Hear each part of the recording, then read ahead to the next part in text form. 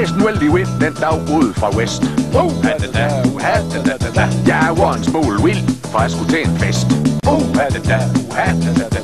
Jeg gjorde over mit knallert, en maxi der var grøn. Vi punkt var fuld af penge, og havde nemlig lige fundet løn. Jeg holdt en purs med øl over støje. Ja, som jeg holdt væk, der var manden, de var døde. Jeg holdt mig ned og købte en deodorant og en kondom, hvis nu jeg skulle være heldig. Jeg havde købt det i et kiosk over Rutebilstation, og det tødte jeg egentlig selv, det var så vældig.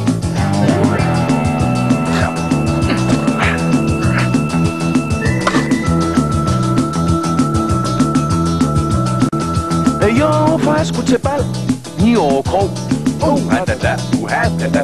Ja, det var med Peter Belli og blev ved til klokken 2.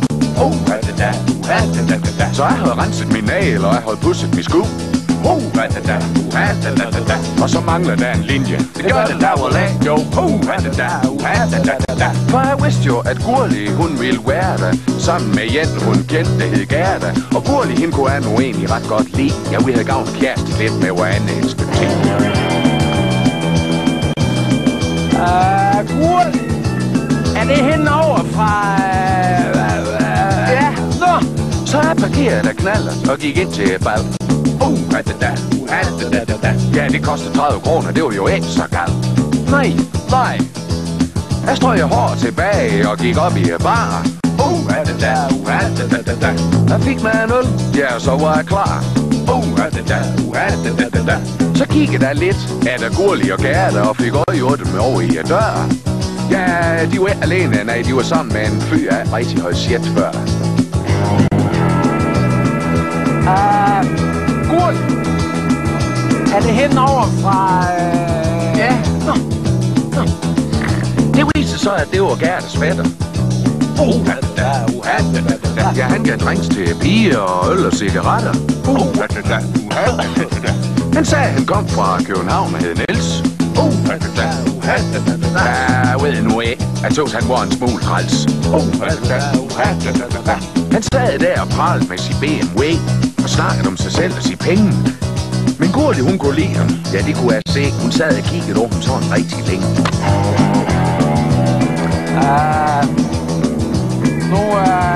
Gurli, er det hende over fra... Ja, nå, men så ville Gurli have en sving om. Så jeg rejste mig op og sagde, jamen så kom.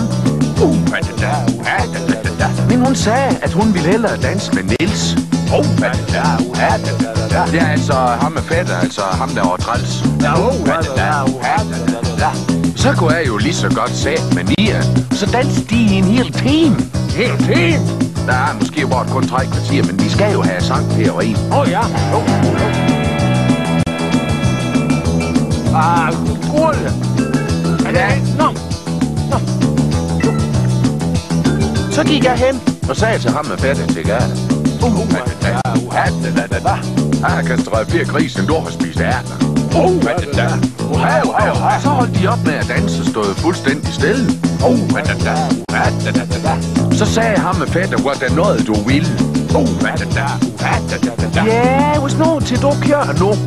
Hvornår kan du så være tilbage i København?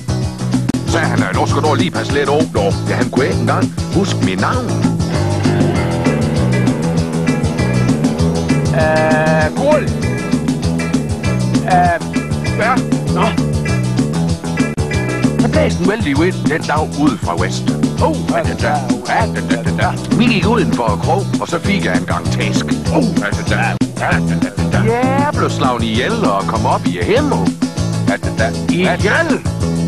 Ja, det var når jeg tog, der blev helt svimmel. Ihjel? Jo, og så da jeg kom op og var blevet indloseret, så slag jeg jo lige en smut ned i baren. Jo, bare sådan lige for at hilse de andre og få til en øl og en cigar. Op i himmel. Ja. Bare op i himmel. Jep. Nu er pas. Jeg ved ikke, det kan da komme af slutten, den blev en stor dreng. Ja, drengen. Ja, men det kan lige gå hver gang. Nej, det kan jeg.